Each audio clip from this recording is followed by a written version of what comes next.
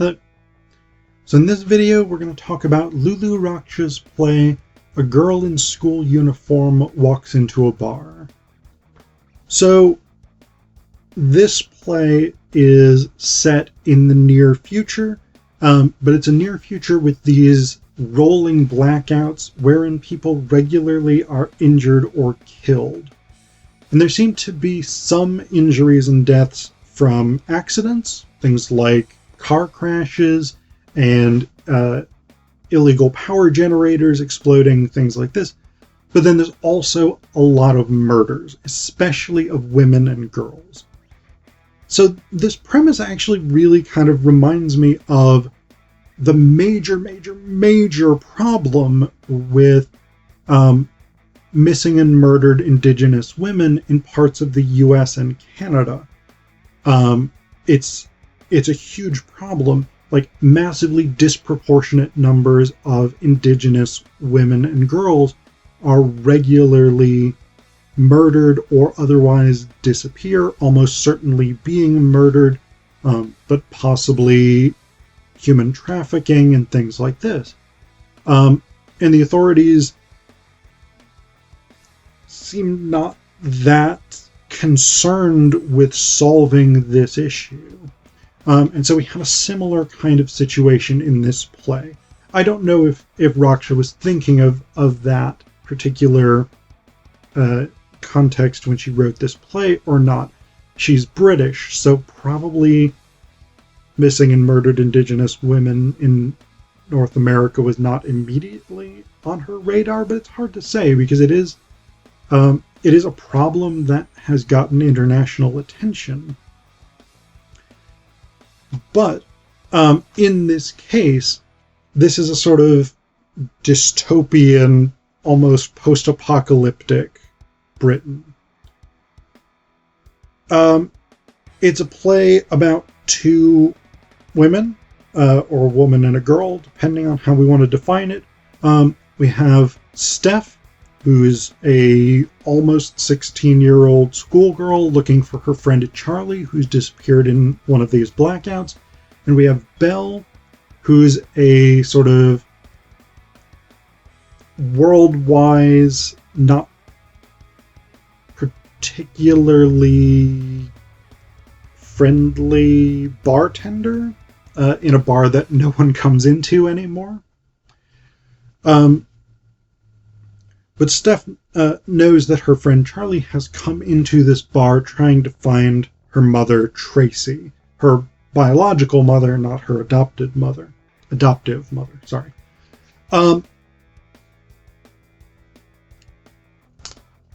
So we get that sort of setup. We get the setup here very early on. This idea that women and girls regularly go missing or are murdered in these blackouts.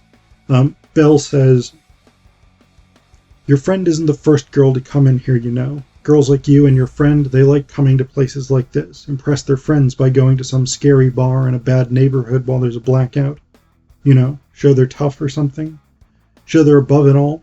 I guess maybe they think nothing bad can actually happen to them. Probably because nothing bad has ever actually happened to them. One other girl never made it home, you know. I know that because her dad came in here looking for her, all angry and broken. And I told him, why should I care about your daughter compared to all the other missing girls?" And there's a little bit of dialogue, and then Steph says, "Oh, and you know you're wrong. She wasn't on the news. Even girls like me don't make the news anymore." So this sets us up for this sense of how sort of dystopian this situation is. So we've got that element of it. But the thing I think ultimately is really, really interesting about this play is the epistemological uncertainty of it. Like, we can't trust either of these characters. And it becomes increasingly obvious how little we can trust what is actually going on, because they repeatedly lie to each other and they retreat into fantasy either to escape the anxiety about the blackouts, because they do experience a couple of blackouts over the course of the play, and they're very, very, very scared that someone will attempt to break into the bar and kill them. So at one point they have this. So Steph finds out that Charlie is dead. That's something that's worth keeping in mind. And Charlie, because Charlie was looking for her mother, Tracy, her biological mother, Tracy, Steph decides to take up that quest to find Tracy and let her know that Charlie has been killed, or has died. The police tell her it was an accident, but it was murder. We were fairly certain about that, by the end of the play at least. So, Steph comes back to the bar because Charlie believed that Tracy had been there at one point. And so during this blackout, they're both trying to cope with this fear. And Belle and Steph develop this sort of lengthy fantasy where they are tracking down Tracy through a number of underworld figures, starting with this guy Belle describes as just a basic villain, some sleazy fuck, but nothing truly sinister, nothing lurking under the edge, surface badness. So he's this sort of nightclub owner, whatever it is. And the thing is, because this is being presented as a fantasy, we don't know how much this person might actually exist or how much of this Belle is just making up. But Belle basically imagines them holding him at knife point to try and get him to tell them where Tracy is. And by the end of this section, Steph has largely taken over the fantasy, and she, rather than Belle holding the knife, Steph is now holding the knife, and she actually stabs this sleazy nightclub owner up under the chin into his head.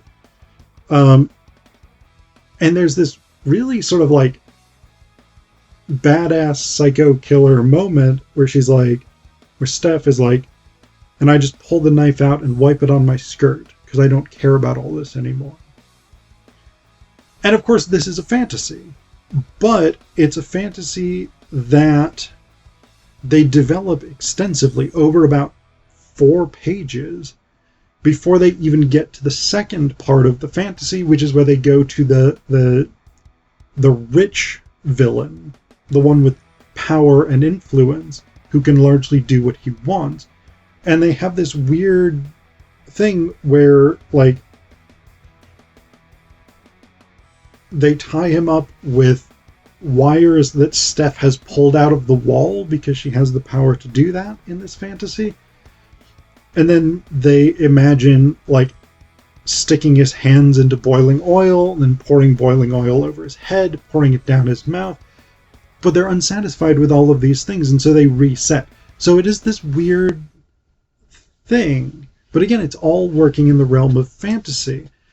And partially this fantasy is, again, about escaping the terror of the blackouts, but it's also partially about testing one another and finding out what kind of person the other woman is and what they would be willing to do to find Tracy. But we've also got these moments where we just find out that these characters are lying. And it's interesting because, again, it undermines any certainty we might have about the characters' motivations, why they're doing what they're doing, even who they are. So at one point, Belle is talking about how Steph's rich, powerful father is having an affair with his secretary, and Steph's like, no, he's not. You don't know him, etc., etc. But then Steph's like, what if I didn't even have a dad? And she tells this story about how her dad was one of the first people to die in the blackouts in a car crash. And Belle says, I'm really sorry. And Steph says, oh my God, I can't believe you believed me. Belle says, what? Steph said, my dad's alive. He's a lawyer and he does work late. Belle says, exactly, because he's fucking his secretary. So there's that weird, like, moment where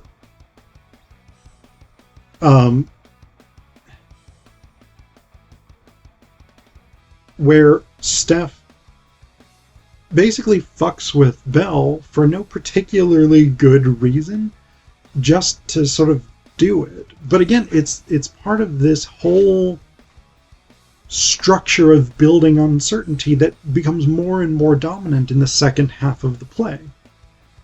And there's a point where there's a point where Steph starts talking to the audience, and that's a really interesting bit as well, because one of the things that she asks the audience to do is imagine Charlie back into existence. But Belle says, Steph, stop. I went to the police and I saw the body. And this is very near the end of the play, and Belle admits to Steph that she's Charlie's sister. And the reason Belle gives for why she wouldn't initially help Steph find Charlie or help Steph find Tracy, her mom, is because I'm sorry, I couldn't say it. It wasn't real.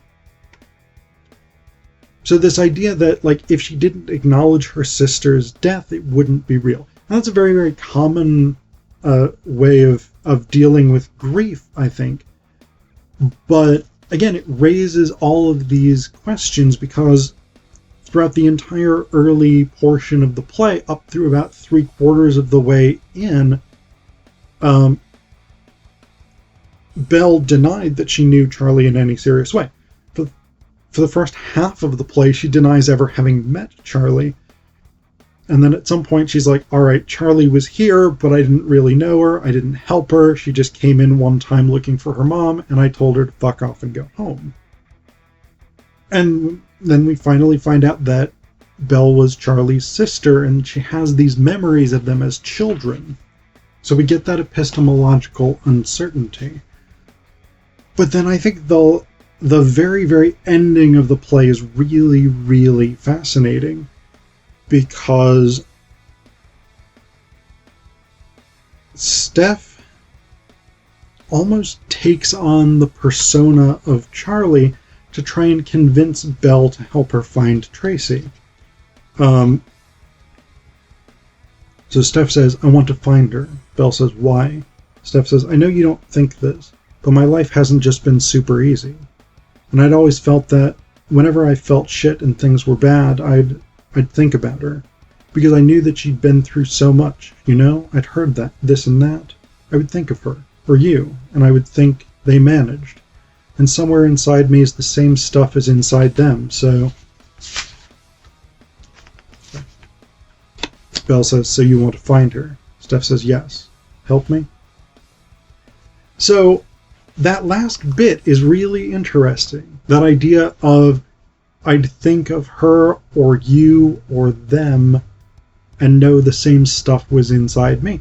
That doesn't make that much sense coming from Steph, but it makes a lot of sense coming from Charlie.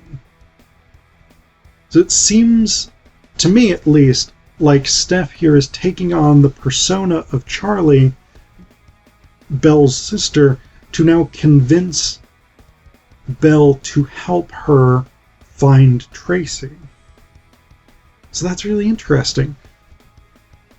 I'm having a little trouble working out for myself whether I think this is meant to hint that Steph actually is Charlie, because that doesn't make that much sense to me, because Charlie is dead and Belle has gone and seen her body, unless that was Steph and the girl we know as Steph from this play is actually Charlie, but that seems like really kind of a weird complication. So I don't know. I think it's hard to read, and I think it's probably not as complicated as I'm trying to work it out for myself. But I do think I think the most likely thing is that this is Steph taking on the persona of Charlie as a kind of rhetorical pose to convince Belle to help her.